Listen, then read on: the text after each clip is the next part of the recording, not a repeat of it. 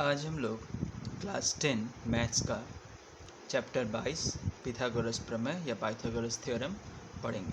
ठीक है, तो सबसे पहले जो हम जानेंगे वो है प्रमेय 49। तुम्हारी किताब में मिलेगा तुम्हें। क्या कह रहा है? समकोण त्रिभुज, किसी भी समकोण त्रिभुज में कर्ण के वर्ग का क्षेत्रफल अन्य दो भुजाओं पर बने वर्गों के क्षेत्रफल के योग के समान होता है। कर्ण के वर्ग का क्षेत्रफल अन्य दोनों भुजाओं पर बने वर्गों के क्षेत्रफल के योग के समान होता है। अब ये थ्योरम जो है परीक्षा में आता है, इसे तुम्हें प्रूव करके दिखाना होगा। ठीक, तो सबसे पहले हम इसे प्रूव करते हैं। तो सबसे पहले हम इसका चित्र बनाते हैं। एक त्रिभुज लेते हैं,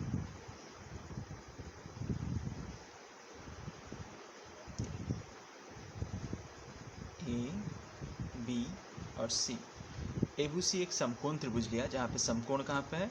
ये है समकोण बिंदु, यानी एंगल ए। एंगल ए तुम्हारा 90 डिग्री का। ठीक,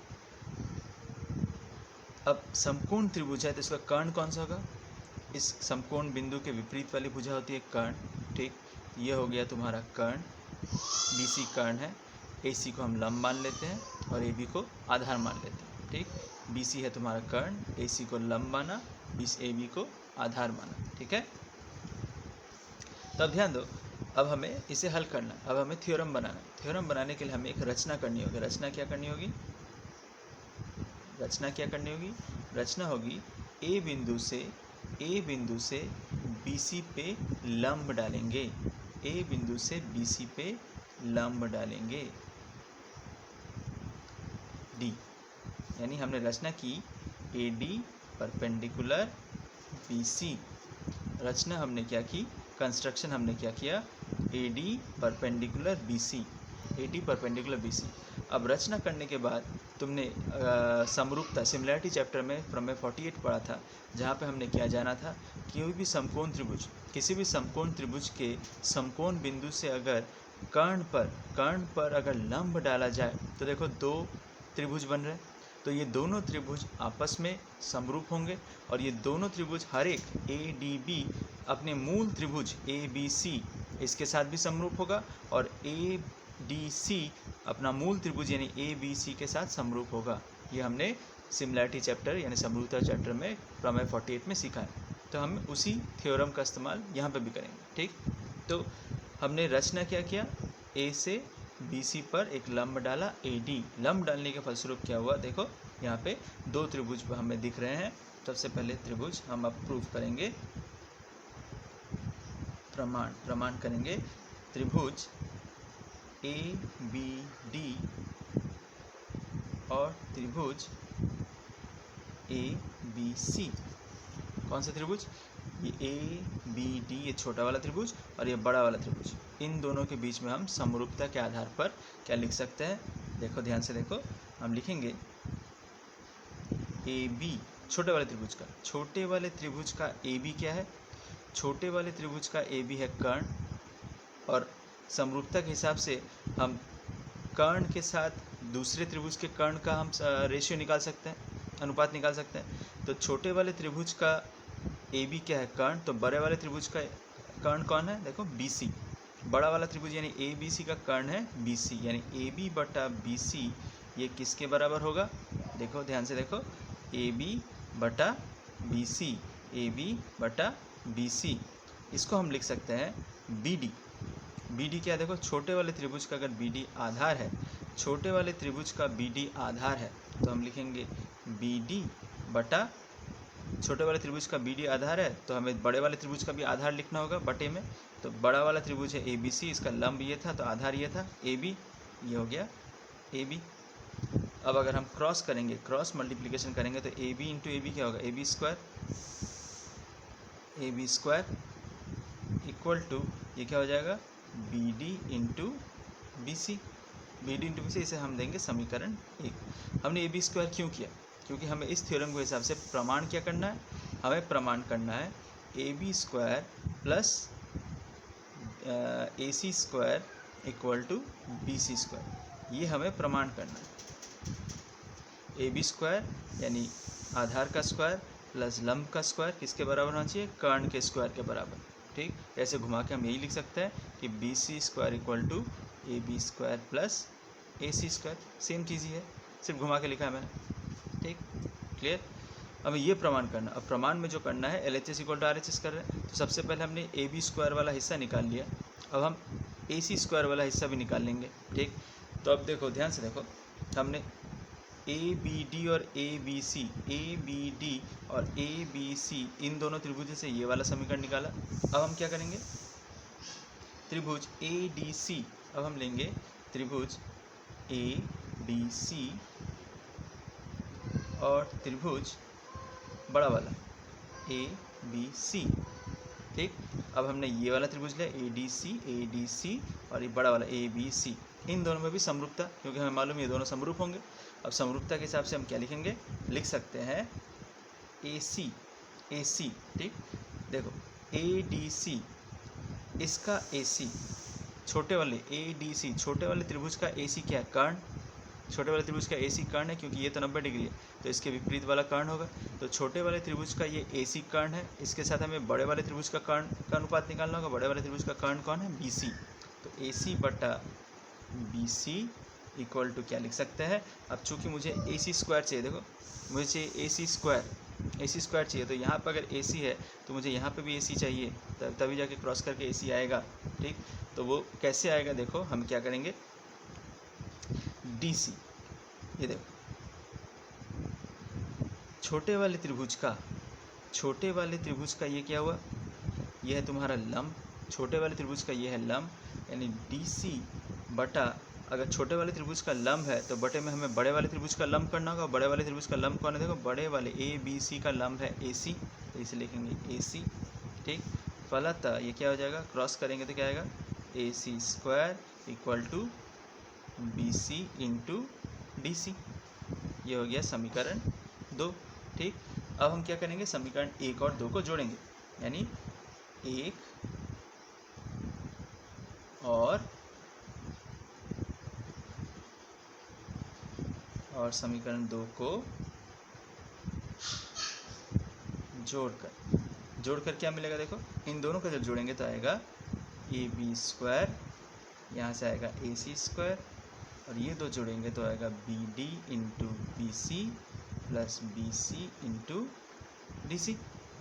ठीक, अब इन दोनों में कॉमन क्या है, देखो इन दोनों में कॉमन है BC कॉमन है, तो अंदर रह गया BD प्लस DC, और यहाँ पे देखो BD प्लस DC क्या है, BD प्लस DC कुल मिला के BC है। BC यहाँ से लेकर यहाँ तक इन दोनों को हम लिख सकते हैं BD प्लस DC, यानी BD प्लस DC क्या होगा, BC। यानी ये जो है BD प्लस DC, इसकी जगह हम क्या लिख सकते हैं, BC। क्यों, since BC equal to BD plus DC हुआ। अब BC इंटू BC क्या होगा, BC स्क्वायर, तो ये हो गया हमारा AB square plus AC square equal to BC square. प्रमाणित, ये प्रूफ हो गया। ठीक, चलो पहला सवाल करते हैं, जो है तुम्हारा अभ्यास 22। पहला सवाल क्या है, दो त्रिभुजों के माप दिए हुए हैं, भुजाओं का माप दिया हुआ है, और बोलना है कि इन भुजाओं के माप से क्या कोई समकोण त्रिभुज बन सकता है। और समकोण त्रिभुज यानी ऐसा त्रिभुज जिसकी एक भुजा 90 डिग्री हो, ऐसा त्रिभुज जिसकी एक भुजा 90 डिग्री हो। तो क्या इन भुजाओं से त्रिभुज, किसी भी त्रिभुज की तीन भुजाओं के जो भुजाओं का मान दिया हुआ है, क्या इन भुजाओं के द्वारा एक समकोण त्रिभुज बन सकता है। तो हम कैसे निकालेंगे, तो अभी जो हमने थ्योरम पढ़ा, प्रमेय, पाइथागोरस प्रमेय जो पढ़ा, जिसमें हमने जाना कि कोई भी अगर समकोण त्रिभुज है तो समकोण त्रिभुज में हमेशा कर्ण का स्क्वायर लंब के वर्ग यानी स्क्वायर और आधार का वर्ग यानी स्क्वायर के बराबर होगा। कर्ण का स्क्वायर लंब का स्क्वायर प्लस आधार के स्क्वायर के योगफल के बराबर हमेशा कर्ण का स्क्वायर होगा। और किसी भी त्रिभुज, कोई भी अगर समकोण त्रिभुज है तो उसकी सबसे बड़ी वाली भुजा, उसके सबसे बड़ी वाली भुजा जो होती है वो होती है कर्ण जो होती है सबसे बड़ी भुजा। और बाकी के जो दो भुजा है उसमें से तुम किसी को भी लंब और किसी को भी आधार मान सकते हो, लेकिन मेन जो बात यह है जो सबसे बड़ी भुजा होगी वो हमेशा कर्ण ही होगी। तो ये जो पहला जो उदाहरण ले लो, पहला उदाहरण में 8, 15 और 17 दिया हुआ है। तो पहले उदाहरण में सबसे लंबी भुजा कौन सी, 17, तो यानी ये 17 हमेशा कर्ण ही होगी। यानी अगर हम ये देखें कि 17 का स्क्वायर, यानी इस फॉर्मूला में अगर डालें 17 का स्क्वायर अगर लंब, अगर इसे हम लंब मानते हैं, इसे अगर आधार माने तो लंब अगर है 15 का स्क्वायर और 8 के स्क्वायर, 15 का स्क्वायर प्लस 8 का स्क्वायर, इन दोनों का योगफल अगर 17 के स्क्वायर के बराबर होता है, अगर बराबर होता है तो इससे एक समकोण त्रिभुज अवश्य बनेगा। तो हम करके देखते हैं। 17 का स्क्वायर होता है 289, 17 का स्क्वायर होता है 289, 15 का स्क्वायर होता है 225 और 8 का स्क्वायर होता है 64। तो 225 और 64 जोड़ के देखो 289 ही होता है। तो LHS इक्वल टू RHS। देखो तो इन दोनों को जोड़ने से 289 ही आ रहा है, यानी इन दोनों भुजाओं को जोड़ने से कर्ण के वर्ग के बराबर हो रहा है। यानी ये जो मान दिया हुआ है, इन तीनों मानों से एक समकोण त्रिभुज बन सकता है। अगर हम कर्ण को 17 माने, लंब चाहे इसे माने या चाहे इसे माने, कोई फर्क नहीं पड़ता है। तो लंब और आधार ये हुआ, ये हो गया कर्ण, यानी बनेगा। अब इस त्रिभुज में देखो, ये जो 3 भुजाएं दी हुई है, इसकी सबसे लंबी भुजा कौन सी है? 11। तो 11 का स्क्वायर, यानी इस सवाल के हिसाब से 11 का स्क्वायर ये होना चाहिए किसके बराबर? 9 के स्क्वायर और 6 के स्क्वायर के बराबर होना चाहिए। अगर इससे अगर एक समकोण त्रिभुज बनेगा ही तो 11 का स्क्वायर इन दोनों के स्क्वायर के योग के बराबर होना चाहिए। तो देखते हैं, 11 का स्क्वायर होता है 121, 9 का स्क्वायर हुआ 81 और 6 का स्क्वायर हुआ 36। तो 81 और 36 जोड़ेंगे तो आएगा 7, 8, 3, 11। देखो 117 आ रहा है, जो कि 121 के बराबर, जो कि 121 के बराबर नहीं है।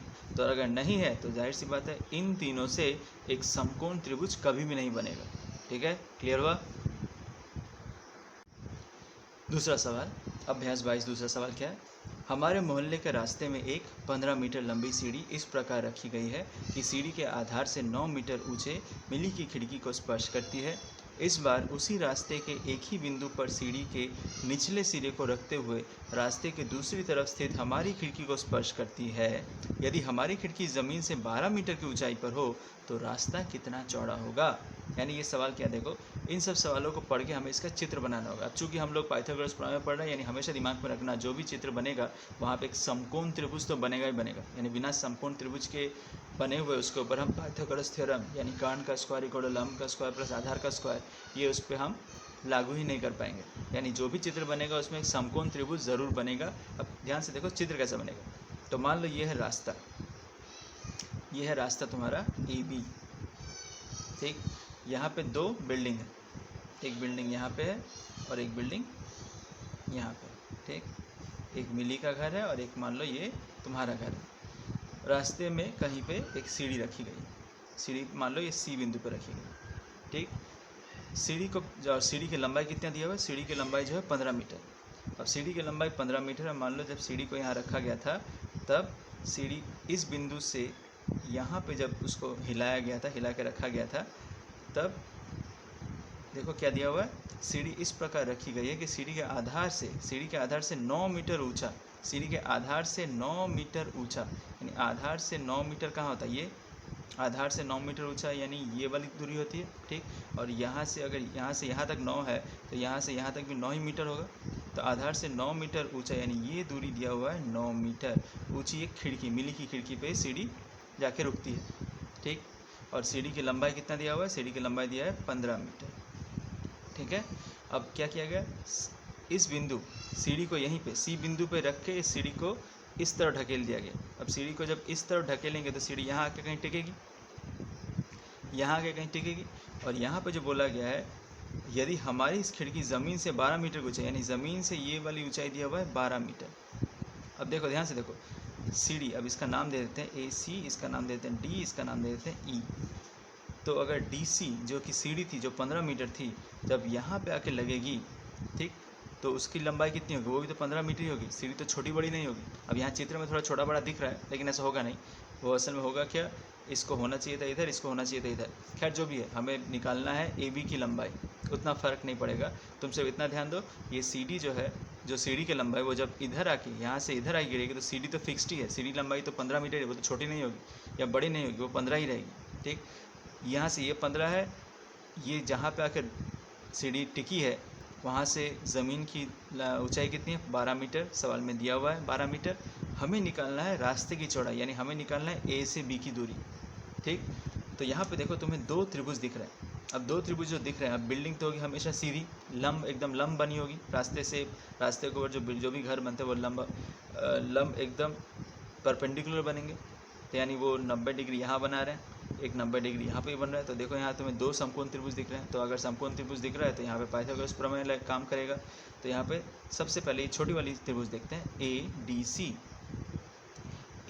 सी त्रिभुज में से हम क्या लिख सकते हैं, कर्ण का स्क्वायर। यहाँ पे कर्ण कौन है, ये अगर ये 90 डिग्री है तो कर्ण होगा डी सी, यानी डी सी का स्क्वायर किसके बराबर होगा, लंब का स्क्वायर यानी ए डी का स्क्वायर प्लस ए सी यानी आधार के स्क्वायर के बराबर। ए सी का मान हमें नहीं मालूम। ठीक, तो हम लिख सकते हैं ए सी का स्क्वायर बराबर लिख सकते हैं डी सी का स्क्वायर माइनस ए डी का स्क्वायर। ठीक, डी सी कितना है, देखो डी सी दिया है 15, डी सी है 15, तो 15 का स्क्वायर क्या है, 15 का स्क्वायर होता है, बोलो 225। तो और ए डी कितना दिया, 9 का स्क्वायर, तो 15 का स्क्वायर होगा 225, 9 का स्क्वायर होगा 81, माइनस करेंगे तो आएगा 4, यहाँ आएगा 4, 144। ये कौन आया, ए सी का स्क्वायर। ठीक, ए सी का स्क्वायर 144 है, तो ए सी कितना होगा, ए सी होगा ये स्क्वायर जब इस तरफ जाएगा तो √144 होगा, तो √144 होगा 12, 12 का स्क्वायर होता है इतना। ठीक, तो ए डी सी त्रिभुज में से हमें निकला, यानी ए सी का मान, इस ए सी का मान निकल गया 12 मीटर। ठीक, अब देखते हैं त्रिभुज ये वाला सी ई बी, इसमें 90 डिग्री कौन है, बी, इसके विपरीत वाला भुजा ये है, यानी सी असल में तुम्हारा कर्ण है, यानी सी का स्क्वायर ये होगा लंब का स्क्वायर, लंब मान लेते हैं ई बी का स्क्वायर प्लस सी बी का स्क्वायर। अब हमें सी बी का मान निकालना है, तो सी बी का मान निकालना है तो हम क्या करेंगे, C B square equal to C square minus E B square. C कितना दिया है, सी देखो 15 है, 15 स्क्वायर माइनस ई बी कितना है, ई बी है 12, 12 का स्क्वायर। ठीक है, 15 का स्क्वायर होगा 225, 12 का स्क्वायर होगा 144, माइनस करेंगे तो आएगा 81। ये कौन है, सी बी स्क्वायर, तो ये स्क्वायर जब इस तरफ जाएगा तो सी बी क्या होगा, √81, और √81 कितना होता है 9, यानी सी बी कितना निकला 9, यानी ये कितना निकला 9 मीटर। अब हमें क्या निकालना है, रास्ते की चौड़ाई, हमें निकालना है ए बी, और ए बी क्या होगा, देयरफॉर ए बी होगा ए सी प्लस सी बी। ए सी का मान हमने निकाला 12 और सी बी का मान निकाला 9, दोनों मिल के आया कितना 21 मीटर, दोनों मिलके कितना है 21 मीटर, यानी हमारे रास्ते की चौड़ाई कितनी निकली, हमारे रास्ते की जो चौड़ाई है वो निकली 21 मीटर। ठीक है, क्लियर हुआ। दूसरा सवाल देखते हैं, यह है सवाल नंबर 6 तुम्हारी किताब का। ABC एक समद्विबाहु त्रिभुज है, किताब में समद्विबाहु लिखा है लेकिन यहाँ करेक्शन होगा, ये होगा समबाहु त्रिभुज है। ठीक है, यानी इक्विलेटरल ट्रायंगल है, किताब में आइसोसेलेस लिखा है, होगा इक्विलेटरल ट्रायंगल, समबाहु त्रिभुज है। अब समबाहु त्रिभुज है तो उसमें क्या बोला है, AD BC भुजा पर लंब हो तो प्रमाणित करे AB square plus BC square plus CA square equal to 4AD square. तो सबसे पहले इसका हम लोग चित्र बना लेते हैं। ये मान लो एक समबाहु त्रिभुज है, नाम क्या है A B और C। ठीक, जिसमें AD लंब है, AD लंब है BC के ऊपर, ये सवाल ही में बोला हुआ है। ठीक है, AD लंब है BC के ऊपर। अब अगर ये समबाहु त्रिभुज है तो हमें मालूम है समबाहु त्रिभुज की तीनों भुजाएं यानी AB, AC और BC तीनों भुजाएं बराबर होती हैं। ठीक, तो हम ये लिख सकते हैं AB equal to BC equal to AC, ये तीनों भुजाएं बराबर है। प्रश्न अनुसार समबाहु है तो ये तीनों भुजाएं बराबर होंगी। दूसरी बात ये क्या, और एक क्या गिवन है इसमें, क्या प्रदत्त है, अगर AD लंब है किसी समबाहु त्रिभुज में अगर किसी भी शीर्ष बिंदु से अगर लंब बनाए जाए, जैसे यहाँ पे A से लंब बनाया गया है तो इस लंब ने BC को बराबर भागों में बांटा है, इस लंब AD ने BC को बराबर भागों में बांटा है, यानी हम लिख सकते हैं BD बराबर DC। ठीक हुआ, या ये बोल सकते हैं कि BD वो आधा है BC का या DC वो आधा है BC का, यानी हम ये भी बोल सकते हैं BD या DC ये आधा है किसका, BC का। ठीक है, यानी BC का आधा करने से BD होगा और BC का आधा करने से DC होगा। क्योंकि बी डी और डी सी दोनों ही सेम है। ठीक, अब हम प्रमाण पे आते हैं। ये हमें प्रूफ करना है A B square plus B C square plus C A square equal to 4AD square. ठीक, अब ध्यान दो, हम पाइथागोरस प्रमेय पढ़ रहे हैं, यानी हम लोग कर्ण का स्क्वायर इक्वल टू लंब का स्क्वायर प्लस आधार का स्क्वायर, ये वाला सूत्र हमें लगाना होगा। अब कौन से त्रिभुज में करेगा, काम करेगा? ए बी सी पे तो काम नहीं करेगा, क्योंकि ए बी सी कोई समकोण त्रिभुज नहीं है। समकोण त्रिभुज कहाँ पे है? ए डी बी या ए डी सी, यहाँ पे समकोण त्रिभुज है। तो कोई भी एक त्रिभुज लेते हैं, हम लेते हैं प्रमाण त्रिभुज लेते हैं from triangle A B D. A B D triangle से हम क्या लिख सकते हैं? देखो, ए बी डी में समकोण किधर है? एंगल डी पे, यह 90 डिग्री। तो कर्ण कौन सा होगा? A B. कर्ण ये है, लंब मान लेते हैं ए डी और आधार मान लेते हैं बी डी को। तो हम लिख सकते हैं क्या? कर्ण का स्क्वायर यानी A B square equal to लंब का स्क्वायर यानी ए डी स्क्वायर प्लस आधार का स्क्वायर यानी बी डी स्क्वायर, लिख सकते हैं। ठीक, अब बी डी देखो, बी डी क्या है? बी सी का आधा है, तो हम क्या लिख सकते हैं? A B square equal to A D square plus half B C इसका होल स्क्वायर। ये अब स्क्वायर अगर खोलेंगे, हटाएंगे, तो होगा A D square plus 1/4 B C square, ये होगा ए बी स्क्वायर। ठीक, अब लसा ले लेते हैं। लसा लेंगे तो क्या होगा? देखो, ये हो जाएगा 4AD square plus B C square बटा नीचे 4, यहाँ ए बी स्क्वायर। ठीक, फिर से देखो, अब ये 4 जब इधर आएगा तो क्रॉस हो जाएगा, तो क्या आएगा? और लिखेंगे हर जगह, और ये जब 4 इधर आएगा तो 4AB square equal to 4AD square plus B C square. ठीक, यानी जो हमें प्रमाण करना है 4AD स्क्वायर, वहाँ तक हम आए हैं, 4AD स्क्वायर तक आया है, लेकिन अभी भी ये वाला हिस्सा नहीं है। A B square plus B C square plus C A square, ये वाला हिस्सा अभी भी यहाँ नहीं आया ना। देखते हैं करके। अब बी सी स्क्वायर को इस तरफ ले आते हैं, बी सी स्क्वायर को इधर ले आते हैं, और 4AB square minus B C square equal to 4AD square हुआ। अब ध्यान दो, बी सी का किसके बराबर? देखो, बी सी, ए बी और ए सी ये तीनों सेम है, यानी बी सी की जगह हम लोग ए बी लिख सकते हैं। बी सी की जगह हम लोग ए बी लिख सकते हैं। क्यों? क्योंकि ये समबाहु त्रिभुज में से हमें मालूम है ये तीनों भुजाएं बराबर हैं। ए बी के बराबर बी सी के बराबर ए सी, तो बी सी की जगह हम लोग ए बी लिख सकते हैं। ये जो बी सी है, इसकी जगह हम क्या लिखेंगे? और 4AB square minus A B square equal to 4AD square. क्यों? सिंस चूँकि बी सी ए बी के बराबर है। ठीक, अब ये 4AB से ये माइनस होगा तो क्या आएगा? 3AB स्क्वायर होगा। 3AB square equal to 4AD square. ठीक, अब 3AB है, इसको हम क्या लिख सकते हैं? यानी AB square plus AB square plus AB square, ये इक्वल टू हो गया 4AD स्क्वायर। ठीक, AB स्क्वायर है, 3AB स्क्वायर है, तो हम लिख सकते हैं AB square plus AB square plus AB square, ये तीनों मिला के 3AB ही होगा। ठीक, इक्वल 4AD स्क्वायर। अब दोबारा समबाहु त्रिभुज का प्रॉपर्टी हम लोग इसी चीज़ का दोबारा इस्तेमाल करते हैं। A B equal to B C equal to A C, यानी जहाँ पे ए बी है उसकी जगह हम बी सी भी लिख सकते हैं, और ए बी की जगह हम लोग ए सी भी लिख सकते हैं। तो यहाँ पे हम 3AB स्क्वायर है, तो एक AB स्क्वायर को AB स्क्वायर ही रखते हैं। इस AB स्क्वायर को हम लिखते हैं बी सी स्क्वायर, और इस AB स्क्वायर को लिखते हैं A C square equal to 4AD square. क्यों? ये हमने क्यों लिखा? क्योंकि सिंस हमें मालूम है A B equal to B C भी है और A B equal to A C भी है। ठीक, अब ये देखो, ये जो आया यही तुम्हें प्रमाण करना था, ये हो गया प्रमाण, हो गया proof. A B square plus B C square plus A C square equal to 4AD square. ठीक है, यही हमें प्रूफ भी करना था यहाँ पे। ठीक, तो ये हो गया तुम्हारा सवाल नंबर 6। ठीक, अब इसी तरह से तुम सवाल नंबर बाकी के जो सवाल है वो सवाल बनाओ, नहीं हो तो सवाल पूछ सकते हो। ठीक है।